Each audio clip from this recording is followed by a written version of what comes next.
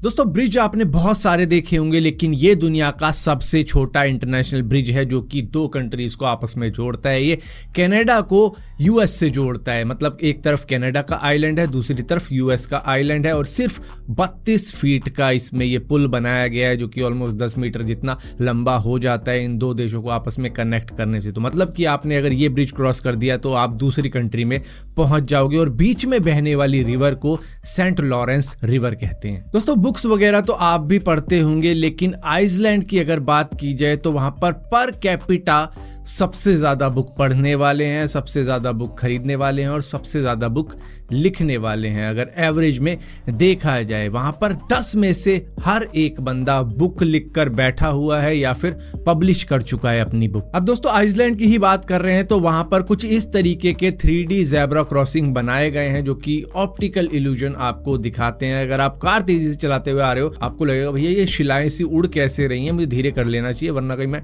टक्कर ना खा जाऊं। तो दूर से पास आने पर ऐसा ही लगता है वहां के लोगों को, लेकिन इसका क्या फायदा। एक बार बंदे को पता चल गया है कि भैया ये बनाया ही इस तरीके से गया है कि लगेगा कि भाई कुछ शिलाएं हवा में उड़ रही हैं, लेकिन उसके बाद में बंदा क्या करेगा, वो सीधा ही निकल जाएगा कि भाई पता है मुझे ये तो ऐसे ही नकली है। लेकिन हाँ अनजान लोगों के लिए तो फिर भी ठीक है, लेकिन हाँ जो डेली आता जा रहा है उसको तो पता है कि भाई ये क्या है। दोस्तों पहले के वक्त में न्यूज़पेपर का काफी ज्यादा चलन होता था हमारी कंट्री के भी अंदर, जहां पर डेली आपके पास में न्यूज़पेपर आता था। लेकिन आज तो मोबाइल के अंदर ही सभी न्यूज़ देख रहे हैं, टीवी के अंदर न्यूज़ देख रहे हैं, तो न्यूज़पेपर का चलन अब काफी ज्यादा खत्म हो गया है। लेकिन जापान के अंदर एक न्यूज़पेपर का चलन अभी भी है जिसको मनीची शिम्बुशा कहते हैं, जो कि होता है ग्रीन न्यूज़पेपर। दरअसल ये एक ऐसा न्यूज़पेपर है जिसके अंदर सीड्स होती है, यानी कि बीज होते हैं। इस न्यूज़पेपर को आप पढ़ने के बाद में अगर मिट्टी में भी दबा दोगे या फिर कहीं मिट्टी में फेंक भी दोगे तो उससे होगा क्या कि ये इस तरीके से डिग्रेड होगा कि इसमें से फूल पौधे उगने चालू हो जाएंगे, क्योंकि इसके अंदर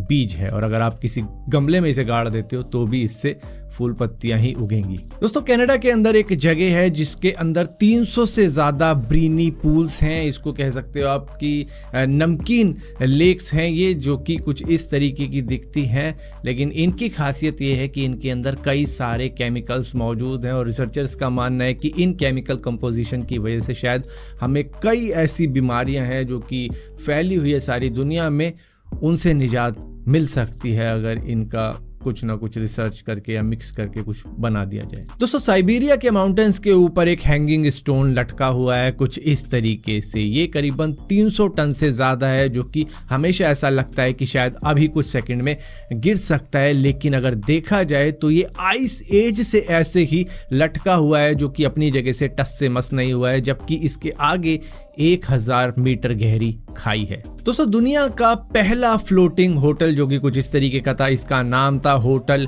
हाई गुम गैंग, जो कि 1988 के वक्त में बनाया गया और 1989 के वक्त में ऑस्ट्रेलिया से इसके ऑपरेशन चालू कर दिए गए थे, मतलब इधर उधर चलाना शुरू कर दिया गया था। लेकिन ये उतना हिट नहीं हो पाया था जिसकी वजह से फेल होता चला गया और फाइनेंशियल क्राइसिस की वजह से इस कंपनी ने सोचा अब इसे बेच दिया जाना चाहिए और 1998 के वक्त में इसको नॉर्थ कोरिया ने खरीद लिया। जी हाँ, नॉर्थ कोरिया ने खरीद लिया और आज भी ये नॉर्थ कोरिया के पास में है, वहाँ के माउंट कुमगैंग के पास में ये पार्क किया हुआ है, जो कि इनका जो कोस्टल एरिया है और वहाँ पे इसको अभी भी पार्क किया हुआ है नॉर्थ कोरिया ने। और उनका मानना ये था जब उन्होंने परचेज़ किया था कि भाई इससे टूरिस्ट काफ़ी ज़्यादा अट्रैक्ट होंगे, इसको साइड पे ही लगाए रखेंगे और ये एक ऐसे होटल की तरह काम करेगा जो कि फ्लोट कर रहा है लेकिन रहेगा वो बस वहीं पे ही साइड में ही लगा रहेगा। ऐसा नहीं कि भाई चला रहे हैं इसको टाइटैनिक की तरह इधर उधर ले जा रहे हैं, बस वहीं लगा दिया कि उनको पता है कि ये डूबना है। दोस्तों अलार्म क्लॉक तो आपने खैर यूज़ करना छोड़ दिया होगा क्योंकि अब आपके पास में मोबाइल है और मोबाइल से ही आप अलार्म सेट कर लेते होंगे। लेकिन उस अलार्म से क्या आप उठ पाते हो? मतलब एक बार लगाया, स्नूज कर दिया 15 मिनट के लिए, फिर एक और बार कर दिया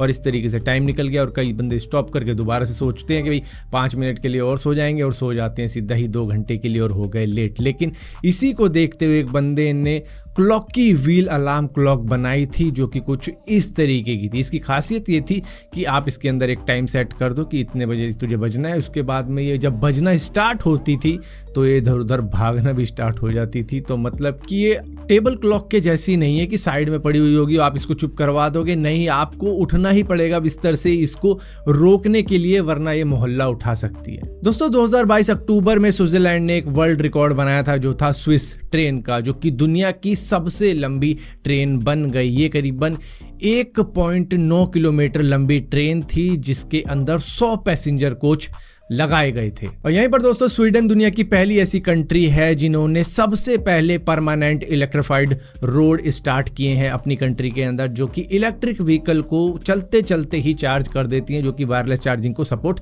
करते हैं। और इसके अंदर आप सोच रहे होंगे कि यार ये क्या फ्री की चार्जिंग लेके चल देते हैं, तो ये मेरा भी ख्याल है भाई फ्री की चार्जिंग कैसे लेते होंगे। तो मे बी इलेक्ट्रिक रोड का यूज़ करने के लिए शायद इलेक्ट्रिक व्हीकल को पहले कुछ टोल टैक्स देना पड़ता होगा ताकि उस रास्ते पे चार्जिंग होते हुए भी वो निकल जाए और कहीं रुकने की उनको ज़रूरत ही नहीं पड़ रही।